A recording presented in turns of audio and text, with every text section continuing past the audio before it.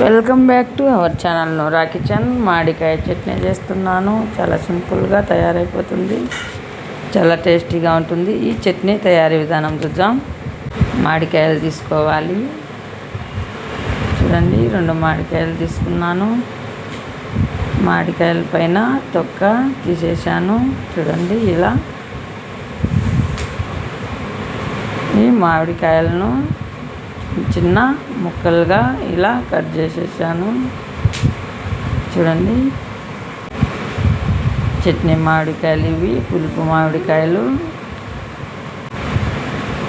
చూడండి, ఇలా ముక్కలు చేసుకోవాలి. చూడండి, మిక్సీ జార్ తీసుకోవాలి. ఒట్టిమిరకాయలు వేసుకోవాలి. ఒట్టిమిరకాయలు కడిగి కల్లుప్పు వేసుకోవాలి రుచికి సరిపడా. కచ్చపచ్చగా మిక్సీ పట్టి మామిడికాయ ముక్కలు వేసుకోవాలి.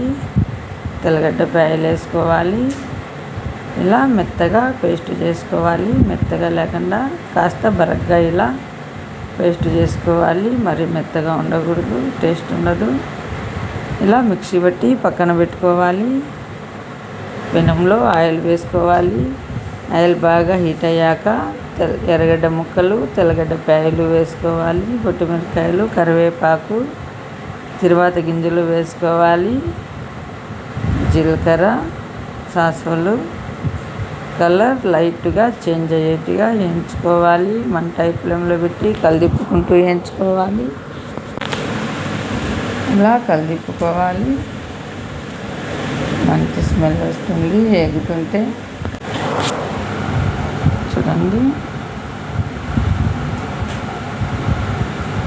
ఇలా కలిపిప్పుకోవాలి.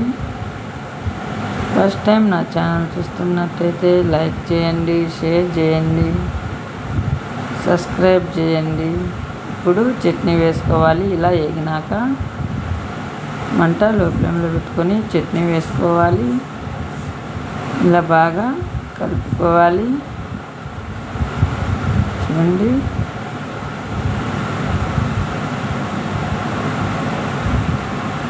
చట్నీ తయారైంది. చాలా టేస్టీగా ఉంటుంది. రైస్ లేకైనా ఉప్మా లేకైనా చాలా బాగుంటుంది. చూడండి, చక్కగా రెడీ అయిపోయింది. మీరు కూడా ఇలా ఒకసారి ట్రై చేయండి. చాలా సింపుల్గా తయారైపోయింది. చాలా టేస్టీగా ఉంది. చాలా స్పైసీగా కూడా ఉంది ఈ చట్నీ. చూడండి,